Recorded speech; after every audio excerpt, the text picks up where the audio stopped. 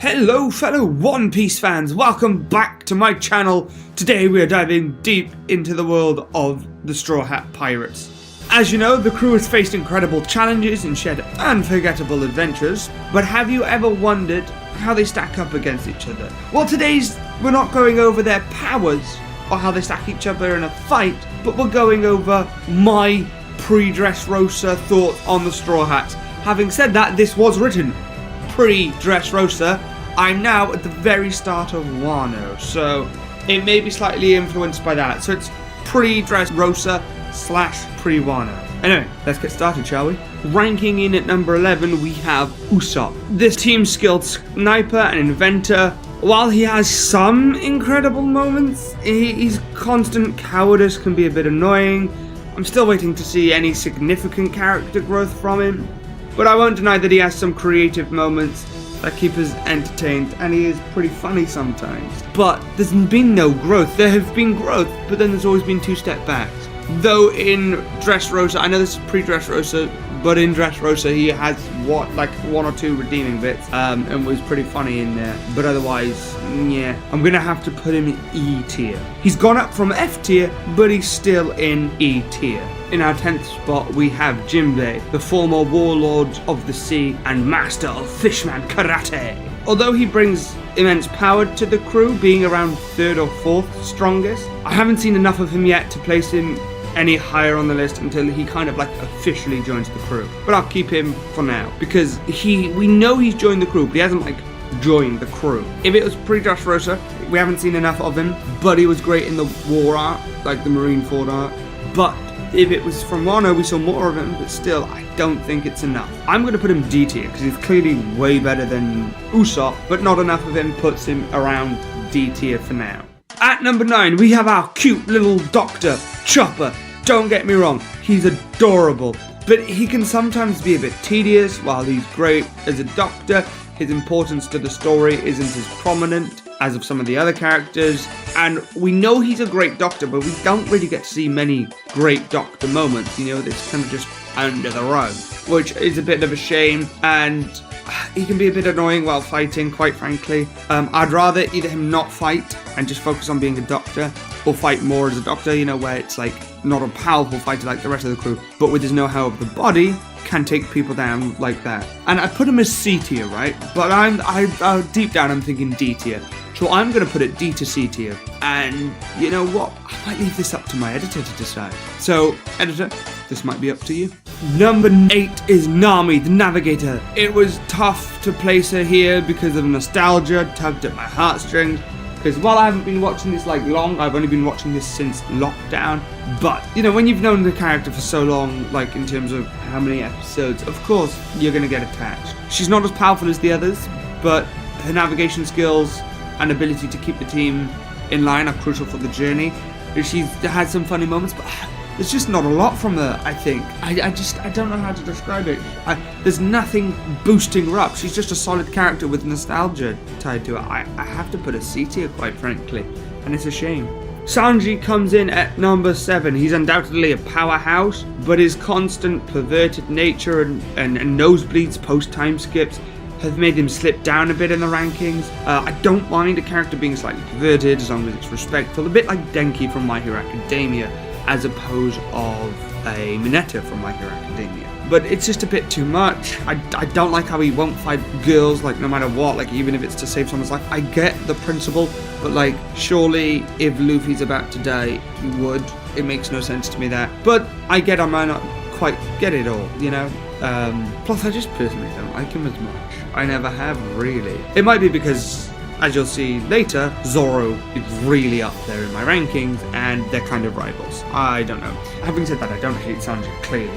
But he was originally number 6, and Nami was originally number 7. They've slipped down because a character rocketed up, in my opinion. But we'll get to that in just a moment. In at number 6, we have the mysterious Sniper King. No one knows who he is, but his legendary sniping skills and declaration of war against the world government alongside Luffy are unmatched. Plus, he has his own theme tune, making him an unforgettable character, and quite frankly, the only reason he's not any higher is because we haven't seen enough of him.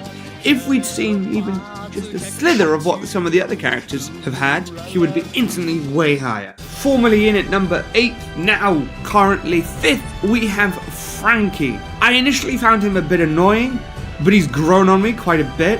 His cyborg abilities and technological skills make him a valuable asset of the crew, plus he brings some much needed comic relief to the table. Because, you know, One Piece, we love comic relief in One Piece. Here's the thing. Pre-Dressrosa, he was lower, obviously. Post-Dressrosa, he's higher. I prefer pre-time skip Franky in terms of looks. Here's the thing, is that he found him a bit annoying at first, then I liked him, then after the time skip I didn't like him, and now I'm liking him more. And because of his comic relief, I put him here. I like funny characters, you know? And he's strong. So, now, before we go any further, I forgot to mention, Sanji, like Nami, is in C tier, Sniper King and Franky are B tier. But in at A tier, in our very first A tier, sitting out just outside the top 3, is Brook, the skeleton musician and Soul King. His strength kind of rivals that of Sanji, the weakest member of the monster trio. I love his sense of humour, and he brings a unique dynamic to the crew. You know, I like his songs, but I like his skeleton puns, or dead puns about him being a skeleton. Pre-Dressrosa, he would have stayed here, but it got boosted up quite a bit after the Whole Cake Island arc, but it's sitting just outside it in an A tier. Ranking in at number 3, our beloved captain, Luffy. He lands at number 3.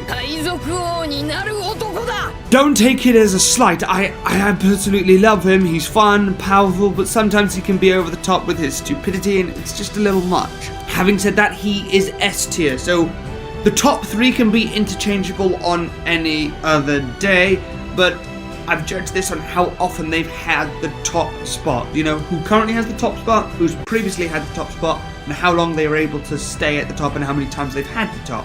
Luffy's not so much, you know, but he's been up there, you know. I have to put him in 3rd, which is a shock, I know.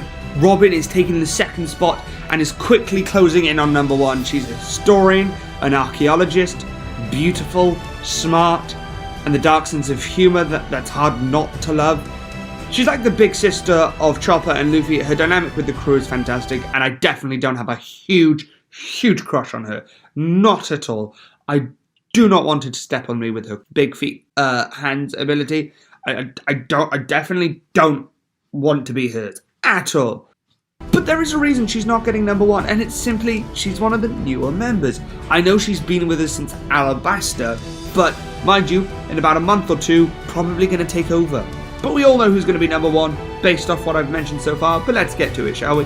Finally, our number 1 spot goes to none other than Zoro, the right-hand man of the future Pirate King.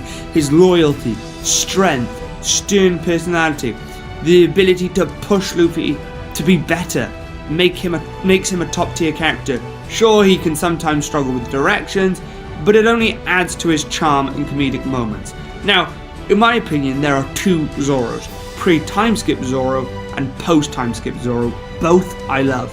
The difference is not just in terms of strength, obviously. Pre-time skip Zoro was more humorous. Like, he laughed, he engaged them more. Post, not so much.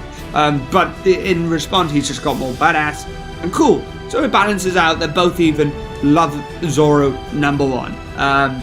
Also, I like how he's essentially one of the only crew members without any special powers. No devil fruit, no special DNA, nothing, yet his strength is still second to only Luffy. So, there you have it, my ranking of the Straw Hat Pirates based on my pre-Dressrosa / pre-Wano thoughts. Remember, this is just my personal opinion, and each member brings something special to the crew.